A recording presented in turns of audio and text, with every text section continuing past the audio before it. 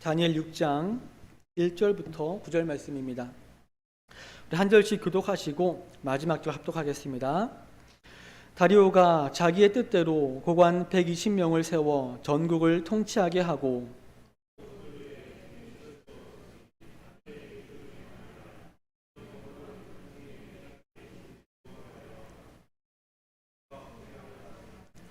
다니엘은 마음이 민첩하여 총리들과 고관들 위에 뛰어남으로 왕이 그를 세워 전국을 다스리게 하고자 한지라.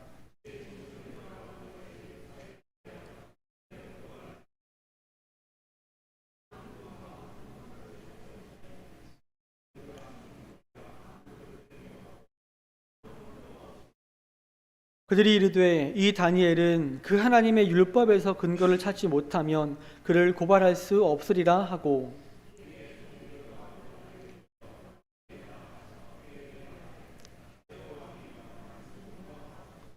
나라의 모든 총리와 지사와 총독과 법관과 관원이 의논하고 왕에게 한 법률을 세우며 한 금령을 정하실 것을 구하나이다. 왕이여 그것은 곧 이제부터 30일 동안에 누구든지 왕 외에 어떤 신에게나 사람에게 무엇을 구하면 사자굴에 던져넣기로 한 것이니이다.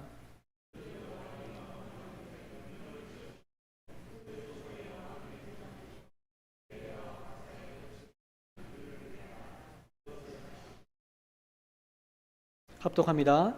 이에 다리오 왕이 조서에 왕의 도장을 찍어 금령을 내니라. 아멘.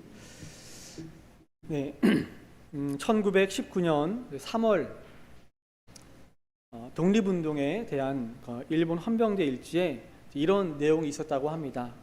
무라카미 헌병대장이 그 부하인 다나카에게 이번 폭동은 조선 야소교인들, 기독교인들이 주도해서 생긴 일이니 주동자를 색출해서 잡아들여야 한다. 그들에게 예수를 믿는지 먼저 물어보고 믿는다고 하면 무조건 잡아들여라 라고 했다고 합니다. 그러자 부하가 묻습니다. 믿으면서 안 믿는다고 하면, 안 믿는다고 거짓말하면 어떻게 합니까? 라고 합니다. 그러자 헌병대장이 말하기를 조선 야소교인들은 거짓말을 하지 않는다 라고 했다고 합니다. 이 말은 그 당시 그리스도인들이 어떤 삶을 살았는지 알 수 있는 그런 대목입니다. 일제강점기에 시간이 갈수록 조선인들에 대한 핍박도 강해졌지만 기독교인들에 대한 핍박도 점점 더 강해졌습니다. 지금 우리가 살고 있는 이 사회는 그런 기독교에 대한 핍박이 있는 것은 아니지만 전반적인 사회 분위기가 점점 더 하나님과 멀어지는 것 같은 느낌이 듭니다.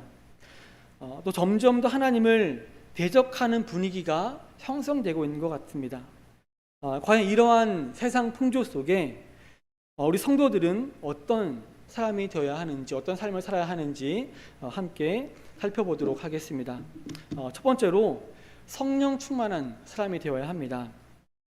본문 1절에 나온 다리오는 메대 왕국의 왕입니다. 다니엘은 바벨론의 포로로 끌려왔지만 이제 그 바벨론이 망하고 메대 왕국이 들어서게 되었습니다. 이 다리오 왕은 자신의 뜻대로 고관 120명을 세워서 전국을 통치하게 했습니다. 역사상 메대 바사 제국은 이전에 있었던 아수르와 바벨론보다 훨씬 더 넓은 영토를 차지하고 있었습니다. 역사가 헤로도투스에 의하면 그 제국은 모두 20개의 거대한 도로 이루어졌다고 했습니다. 본문에서는 120개의 관할구로 나누어진 것 같은데 이 다리오 왕은 그 관할구들을 효과적으로 통치하기 위해서 120명의 고관들을 세운 것 같습니다. 또 본문 2절에 의하면 다리오 왕은 이 120명의 고관들을 효과적으로 관리하기 위해서 그 위에 3명의 총리를 세웠는데 그 중에 다니엘이 포함되어 있었습니다. 당시 다니엘의 나이는 80세가 넘었고요. 또 그는 메대 바사 제국을 세운 개국 공신도 아니었습니다. 오히려 그들이 정복한 바벨론에 속한 사람이었기 때문에 이 다니엘에게 총리직을 준다는 것은 놀라운 일이었습니다. 아마도 이 다리오 왕은 그 전에 바벨론 제국 때에 이 다니엘이 바벨론의 왕이었던 그 벨사살 왕이 이제 잔치를 할 때에 그 맞은편 벽에 한 손이 나타나서 글씨를 쓰지 않았습니까? 근데 그 글씨를 보고 아무도 해석하지 못했는데 다니엘이 그 글씨를 해석해 주었습니다. 그 글자의 해석은 이제 벨사살 왕이 하나님 앞에 부족함이 보여서 곧 나라가 망하게 될 것이다라는 그런 내용이었습니다. 이제 다리오 왕은 이제 그 일을 들었을 것이고, 그래서 다니엘에 대해서 그 경력을 조사하고 또 그와 면담하는 과정 속에서 이 다니엘이 정말 탁월한 인물이라는 것을 알게 되지 않았을까, 그렇게 생각을 합니다. 그렇기 때문에 개국공신도 아니고 또 나이가 80세가 넘었지만 그를 총리로 세우는 것이 제국의 번영을 위해서 득이 될 거라고 생각을 했던 것 같습니다. 다리오 왕이 이렇게 3명의 총리를 세운 것은 자신에게 손해가 없게 하기 위함이었습니다. 그러니까 방대한 제국 지역에서 세금을 거두는 일과 관련한 모든 것을 관리해서 이 왕실의 재정적인 손해가 없도록 하기 위함이었고, 또 부차적인 이유로는 모든 행정적, 사법적 권한 행사가 이 왕실의 뜻에 어긋나지 않는 범위 내에서 잘 수행되도록 하기 위해서였습니다. 근데 본문 3절을 보시면 다니엘은 이 3명의 총리와 또 고관들 이외에 뛰어나서 다리오 왕이 다니엘로 하여금 전국을 다스리게 하려고 했다는 것을 알 수 있습니다. 다니엘은 기국공신도 아니고 오히려 바벨론에 속해 있었던 사람이었고 나이도 많았는데, 그런 사람에게 전국을 다스리게 하려고 했던 것은 다니엘이 그만큼 다른 사람들보다 뛰어났기 때문이었습니다. 이 본문의 뛰어남으로라는 이 단어는 멀리 떨어진 곳에서 밝게 빛나는 상태를 의미하는 어원에서 유래한 단어입니다. 이것은 다니엘이 다른 모든 총리들과 고관들 사이에서 마치 밝게 빛나는 발광체처럼 특별히 부각되는 탁월한 존재였다는 것을 보여주는 것입니다. 우리가 살아가는 이 세상에서도 다니엘과 같이 눈에 띄는 탁월한 사람들이 있습니다. 그리고 사람들은 자기가 그런 탁월한 사람이 되기 위해서 열심히 노력을 합니다. 예전에 제 지인이 했던 말인지 아니면 건너서 들었던 얘기인지 잘 기억은 안 나는데, 어쨌든 그 사람이 한 레스토랑에 가게 되었습니다. 거기서 연예인을 봤다고 합니다. 근데 거기에 다른 사람들도 많이 있었는데 그 연예인밖에 보이지 않더라는 거죠. 그러니까 그 연예인만 특별히 빛이 나는 것처럼 외모에 있어서는 아주 탁월했던 사람이었던 것입니다. 이미 남들보다 뛰어난 그런 외모 덕에 연예인 될 수 있었겠지만, 또 그 사람들은 그 외모를 유지하기 위해서 나름대로 엄청난 노력을 할 것입니다. 그와 마찬가지로 사람들은 자기가 속한 공동체에서 또 직장에서 더 뛰어난 그런 사람이 되려고 운동을 하기도 하고 공부도 하고 또 외모도 이렇게 가꿉니다. 근데 다니엘이 다른 사람들보다 뛰어났던 비결이 뭔지 아십니까? 3절 앞부분에 보시면 다니엘은 마음이 민첩하여 라고 했습니다. 그 마음과 행동에 있어서 민첩하지 못한 사람보다는 그래도 아무래도 민첩한 사람이 더 뛰어날 수밖에 없을 것입니다. 근데 마음이 민첩하고 민첩하지 못하고에 대해서는 후천적으로 발전시킬 수도 있겠지만 보통은 이제 선천적으로 결정되는 경우가 많은 것 같습니다. 근데 본문에서 이 마음이 민첩하여라는 이 단어는 우리가 일반적으로 생각하는 그런 말이기보다는 이 말은 문자적으로 그의 안에 탁월한 영혼이 있었다라는 뜻입니다. 그러니까 다니엘 안에 탁월한 영혼이 있었기 때문에 그 마음이 민첩할 수 있었겠지만, 그 안에 탁월한 영혼이 있게 된 것은 바로 하나님 때문이었습니다. 다니엘은 어릴 때부터 하나님의 영으로 충만한 인물이었고, 그런 상태를 평생 유지했기 때문에 하나님의 선지자로 이렇게 쓰임받을 수 있었던 것입니다. 뿐만 아니라 고령에도 불구하고 또 제국이 격변하는 그런 가운데서도 전에 알지 못한 새로운 왕국의 왕에게까지도 크게 신임을 받게 되었던 것입니다. 다니엘이 어릴 때부터 하나님의 영으로 충만했다고 했는데, 우리는 흔히 이것을 성령 충만이라고 말을 합니다. 다니엘이 다른 총리들과 방백들보다 더 뛰어났던 비결은 바로 성령 충만입니다. 이 다니엘은 80세가 넘은 고령의 나이에도 과거 느부갓네살 왕의 통치 초기에 그 지혜자 교육생으로 선발되어서 교육받던 10대 때와 조금도 다름없이 모든 면에서 탁월한 상태를 유지하고 있었습니다. 이것은 하나님의 특별한 은혜에 기인한 것이기도 하지만 다니엘 개인의 탁월한 영성 관리에 기인한 것이라고도 볼 수 있습니다. 오늘 본문에 이어서 나오는 10절 말씀을 보시면 다니엘이 자기 집에서 기도하는 장면이 나옵니다. 그 기도는 특별히 하던 기도가 아니라 전에 행하던 대로 하던 기도였습니다. 그러니까 다니엘이 이전부터 계속해서 하루 3번씩 하나님께 기도했다는 것입니다. 이것이 바로 그가 자신의 영성을 관리했다는 증거입니다. 이 다니엘이 고위직에 있으면서도 성령 충만했다는 것은 그가 그만큼 자신의 영성 관리에 철저했다는 것을 보여줍니다. 사실 사람은 고위직에 있을수록 타락하기 쉽습니다. 본인 스스로 유혹을 받는 것도 있겠지만 고위직에 있을수록 그 주변 사람들이 어떻게든 잘 보이려고 아첨하고 뇌물을 바치면서 가만히 내버려 두지 않을 것입니다. 그러면 아무리 성령 충만한 사람이라 할지라도 쉽게 교만에 빠지고 또 타락하게 되는 것이죠. 다니엘은 이 다리오 왕 때만이 아니라 그 전에도 이미 총리직을 수행하던 사람이었습니다. 그럼에도 다니엘에 대해서 그 안에 탁월한 영혼이 있었다라고 평가합니다.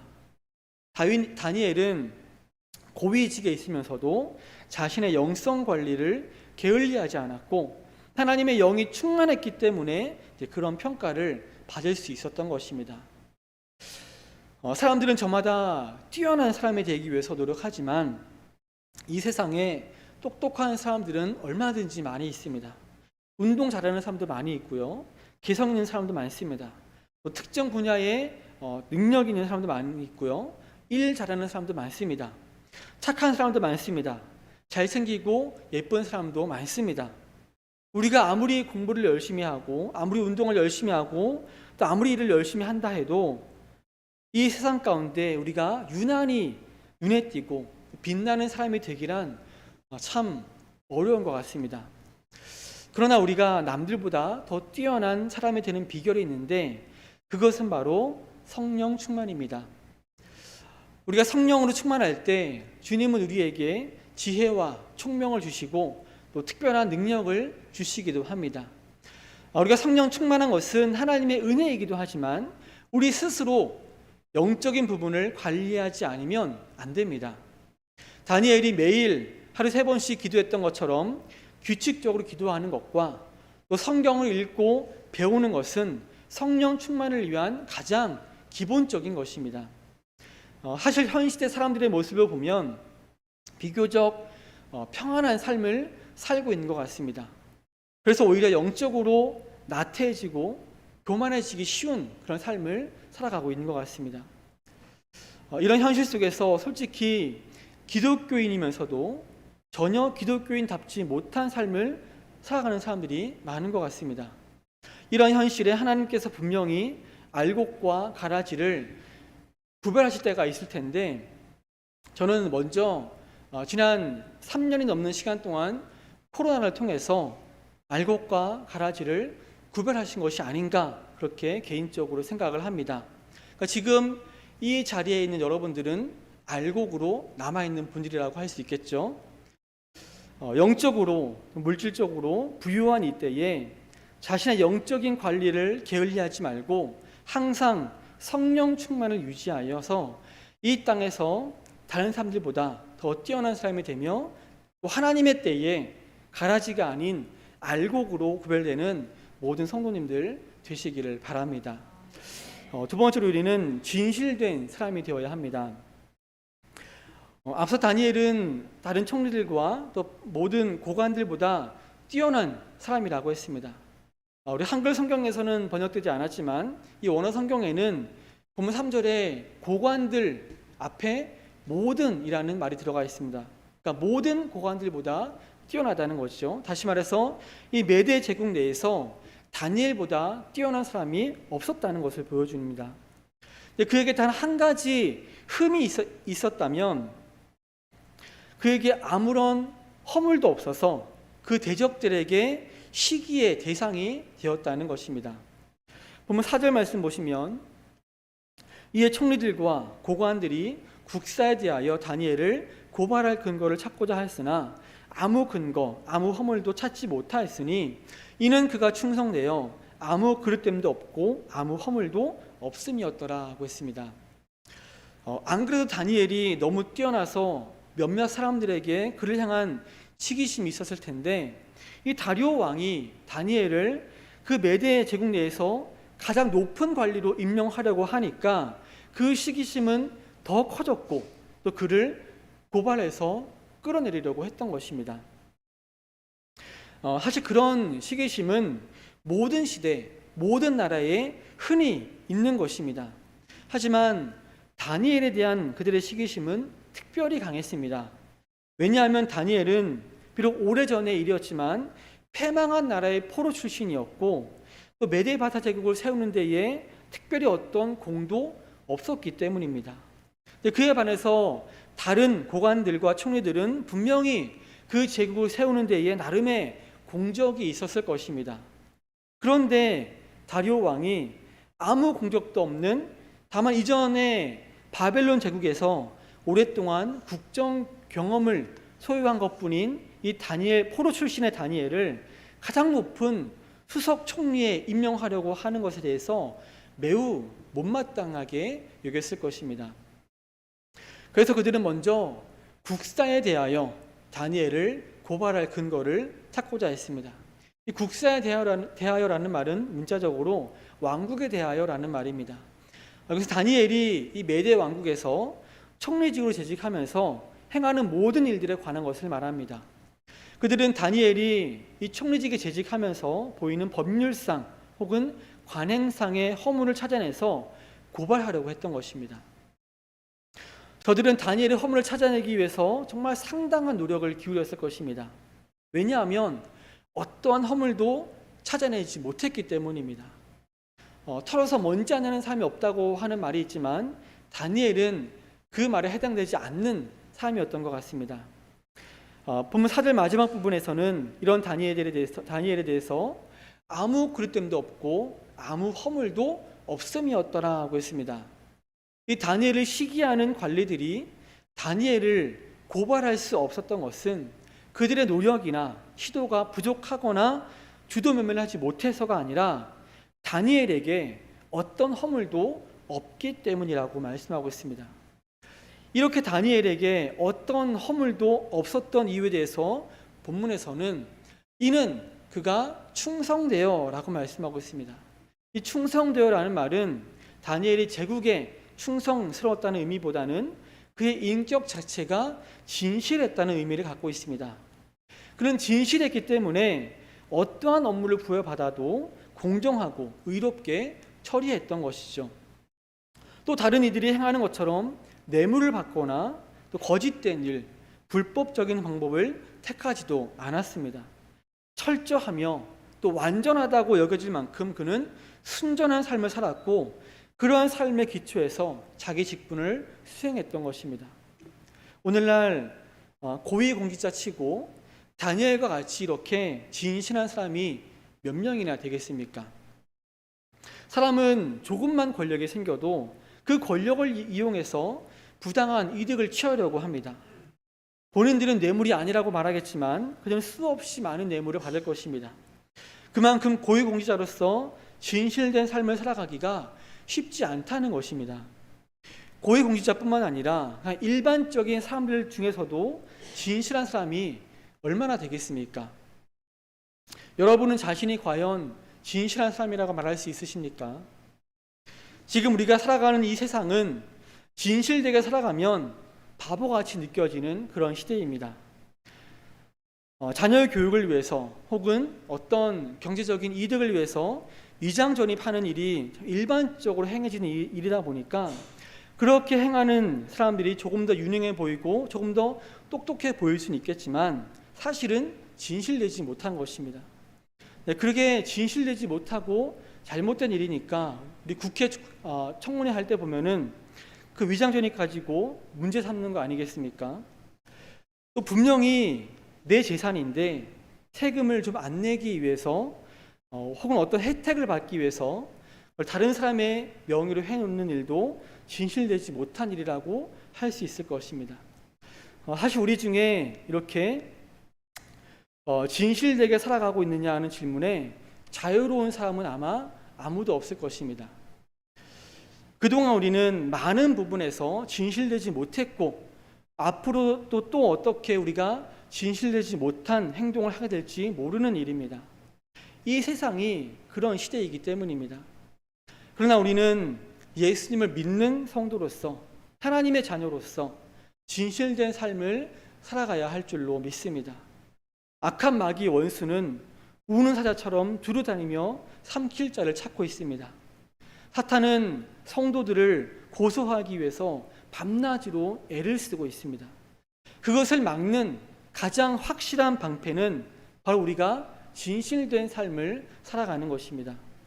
그 누가 어떤 올가미를 우리 앞에 제시하더라도 우리가 진실된 삶을 살아간다면 그들의 그 악을 막을 수가 있는 것입니다. 그러므로 시대가 아무리 타락했다고 하더라도 또 진실되지 못한 행동에 대해서 아무런 뭐라 하지 않을 뿐만 아니라 오히려 칭찬을 한다 하더라도 우리의 정체성을 잊지 않고 진실된 삶을 살아가는 모든 성도님들 되시기를 바랍니다. 세 번째로 우리는 공개적 신앙의 사람이 되어야 합니다. 다니엘을 시기하는 대적들은 다니엘을 고발하기 위해서 부단히 노력했음에도 불구하고 어떠한 꼬투리도 잡지 못했습니다. 그들은 다니엘이 그 누구보다 깨끗한 사람이라는 것을 아주 잘 알게 되었을 것입니다. 그럼에도 불구하고 그들은 다니엘을 고발하고자 하는 노력을 포기하거나 중단하지 않았습니다. 그래서 그들은 국사에 대하여 고발할 근거를 찾기를 포기하고 다니엘이 믿는 하나님의 율법에서 고발할 근거를 찾기 시작했습니다. 이것은 그들이 다니엘을 고발하고자 하는 그 목적이 다니엘에 대한 시기심과 그들 자신의 신분을 높이려는 이기적인 목적 외에 아무것도 없다는 것을 보여주는 것입니다. 그들은 수단과 방법을 가리지 않고서라도 다니엘을 반드시 고발하여 다니엘이 그 직위에서 쫓겨나기를 원했습니다. 그래서 그들은 국정 운영과 사실상 관계없는 신앙적 문제에 그들의 시선을 돌리게 되는 것입니다. 구체적으로 그들은 다니엘이 갖고 있는 그 신앙심을 제국에 대한 충성심과 극단적으로 대치되는 자리로 몰고 가서 이 다니엘이 국법을 위반하지 않을 수 없도록 만들고자 음모를 꾸밉니다. 그 음모가 본문 6절부터 9절에 나와 있는데 그들은 다리오 왕에게 가서 한 금령을 정할 것을 제안합니다. 지금부터 30일 동안 왕이 아닌 다른 신이나 사람에게 무엇을 구하는 그런 사람이 있으면 그 사람을 사자굴에 던져넣는 법을 만들자라고 하는 것이죠. 7절 말씀 보시면 나라의 모든 총리와 지사와 총독과 법관과 관원을 의논하고 왕에게 한 법률을 세우며 한 금령을 정하실 것을 구하나이다. 왕이여 그것은 곧 이제부터 30일 동안 누구든지 왕 외에 어떤 신에게나 사람에게 무엇을 구하면 사자굴에 던져넣기로 한 것이니이다 라고 했습니다. 이 다리오 왕은 신하들의 계략을 간파하지 못했습니다. 다리오는 신하들이 청원하는 대로 그런 법률을 만들게 되면 제국 안에서 자신에 대한 백성들의 충성심을 더 고취시켜 줄 것이라고만 판단했습니다. 그래서 그는 조서에 어인을 찍어 금령을 냈습니다. 이로써 왕이 직접 그 법령을 최고 통치자의 권위로 보증하여 한 달 동안은 그 금령이 어느 누구도 심지어 왕 자신의 권위로도 폐지되지 않도록 그렇게 만들었던 것입니다. 자, 그럼 다니엘의 대적들이 다니엘을 고발하기 위해서 왜 그런 법률을 만들었겠습니까? 이것은 다니엘이 은밀하게 신앙생활을 하지 않았다는 것을 보여주는 것입니다. 그렇다고 다니엘이 일부러 사람들에게 보여주기식의 신앙생활을 했다는 것은 아닙니다. 사람들에게 보여주기 위해서 일부러 예루살렘을 향한 창을 열고 기도했던 것이 아닙니다. 그가 사람들에게 보여주기 위해서 신앙생활을 한 것이 아니라 그가 자신의 믿음을 지키고 아주 철저한 신앙생활을 했기 때문에 다른 사람들이 모를 수가 없었다는 것입니다. 그런 의미에서 3대 지의 제목을 공개적 신앙을 소유해야 한다고 한 것입니다. 우리가 이 세상에서 자신의 믿음을 지키며 철저한 신앙생활을 한다면 우리가 예수 믿는 사람이라는 것을 주위 사람들이 모를 수가 없다는 것입니다. 제가 고등학교 때 중고등부 예배가 토요일 오후에 있었는데, 사실 토요일 오후면은 중고등학생들이 정말 놀기 좋은 그런 시간 아닙니까? 근데 한 번은 이제 1년 후배가 이제 교회를 이제 와야 되는데 친구들이 놀자고 하는 것입니다. 친구가 나 교회 가야 된다고 하니까 친구들이 깜짝 놀라면서 너 교회 다녔어? 라고 하더라는 것입니다. 그 친구는 부모님과 같이 이제 온 가족이 교회 다니는 그런 모태 신앙이었고요. 부모님은 교회에서 집사님으로 계셨던 신실하신 그런 분들이었습니다. 또 주일도 거의 빠지지 않고 예배 나오던 그런 친구였습니다. 그런데 교회 가야 된다고 하니까 친구들이 깜짝 놀라더라는 것이죠. 성도가 믿음을 지키며 살아간다면 주위 사람들이 모를 리가 없습니다. 그런 의미에서 공개적 신앙을 소유하는 모든 성도님들이 되시기를 바랍니다. 또 다니엘의 대적들이 이제 그런 법률을 만든 이유가 무엇이겠습니까? 그 법률을 만들었을 때 분명히 다니엘이 걸려들 거라고 확신했기 때문입니다. 다시 말해 이제 그런 법률이 만들어졌음에도 불구하고 다니엘은 전에 행하던 대로 하루 3번 하나님께 기도할 것이 뻔한 신실한 사람이었다는 것입니다. 대적들이 그런 법률을 만들었을 때 30일 동안만 기도하는 것을 포기할 다니엘이 아니었습니다. 다니엘이 그럴 사람이었다면 대적들은 그런 법률을 아예 만들지 않았을 것입니다. 사탄은 지금도 다니엘과 같은 신실한 자들을 무너뜨리기 위해서 이 세상의 법과 문화를 아주 교묘하게 이용하려고 합니다. 아직 법적으로는 우리가 신앙생활을 하는 데 있어서 아무런 문제가 없지만 문화적으로 우리 기독교에 대한 인식이 이전보다 많이 나빠졌다는 것을 다 공감하실 것입니다. 기독교가 사회적으로 선한 영향력을 끼치고 또 좋은 일들을 얼마나 많이 하는데 언론과 인터넷에서는 그런 부분은 거의 다루지 않습니다.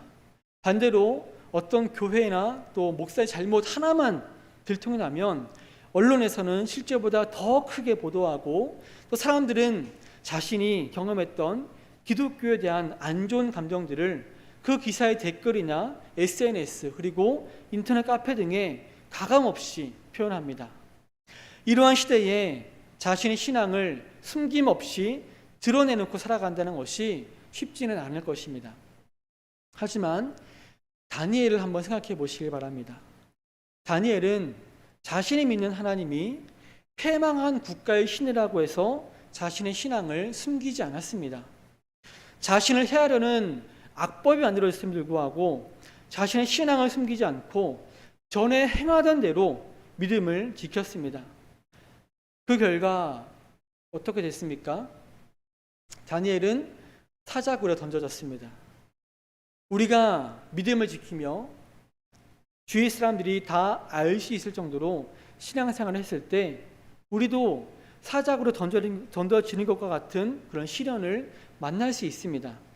하지만 다니엘은 그것으로 끝나지 않았습니다. 그는 사자굴에서 살아나왔고 결국에는 다니엘과 또 다니엘이 믿는 하나님이 더 높임을 받게 되었습니다. 우리가 믿음을 지키다가 시련을 만나게 되더라도 하나님 나라에서 우리는 더욱더 높임받게 될 것입니다. 또 하나님의 이름이 이 세상 가운데 더 높임받게 될 것입니다. 그러므로 여러분의 그 믿음을 끝까지 지켜나가시길 바랍니다. 여러분 주위 사람들이 여러분이 예수 믿는 사람이라는 것을 다 알 수 있을 정도로 철저한 신앙생활을 하시기를 바랍니다. 그래서 비록 우리는 고난받을지언정 하나님께 영광 돌리는 모든 성도님들 되시기를 바랍니다. 성도 여러분, 다니엘은 패망한 국가의 사람으로서 바벨론의 포로로 끌려왔지만 자신의 신앙을 끝까지 지켰던 사람이었습니다. 그는 우상에 득실되는 이방 땅에서도 하나님의 영으로 충만했습니다. 물론 하나님의 은혜로 된 것이긴 하지만 다니엘 자신도 자신의 영적인 관리를 게을리하지 않았습니다. 그 결과 다니엘은 다른 모든 사람들보다 뛰어났고 또 왕의 인정을 받게 되었습니다. 그것을 시기하던 대적들은 다니엘을 고발하려고 했지만 도저히 그의 허물을 찾을 수가 없었습니다. 그래서 다니엘을 관찰하던 그들은 다니엘이 하나님을 믿는 신앙의 사람이라는 것을 어렵지 않게 알게 되었고 그것을 이용해서 다니엘을 고발하기 위한 악법을 만들었습니다. 다니엘 때문에 기독교인 전체에게 위협이 되는 악법이 만들어진 것입니다. 사탄은 다니엘을 도저히 그냥 놔둘 수가 없었습니다. 가만히 내버려 두고서는 견딜 수가 없었습니다. 오늘날 여러분들이 그런 신앙인이 되시기를 바랍니다. 사탄이 가만히 내버려 두지 않고서는 안 될, 가만히 내버려 두고서는 도저히 견딜 수 없는 그런 신앙인들이 되시기를 바랍니다. 성도들에게 시험은 언제든지 찾아오게 되어 있습니다.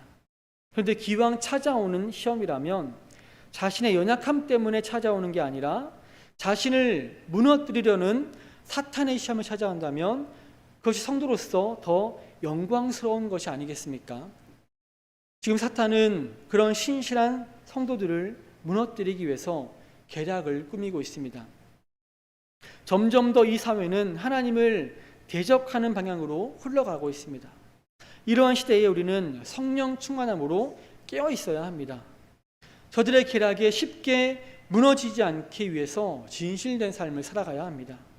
또 사회적으로 기독교인들을 손가락질하고 또 언젠가는 성도들을 핍박할 그런 법률이 만들어진다 할지라도 우리의 신앙을 숨기는 것이 아니라 주위 사람들이 다 알 수 있도록 믿음을 지키며 철저하게 신앙생활을 해야 합니다. 그래서 비록 우리에게 고난이 찾아온다 할지라도 그것을 통하여서 하나님의 영광을 드러내며 하나님을 더욱더 높여드리는 모든 성도들 되시기를 주님의 이름으로 축원합니다. 우리 시간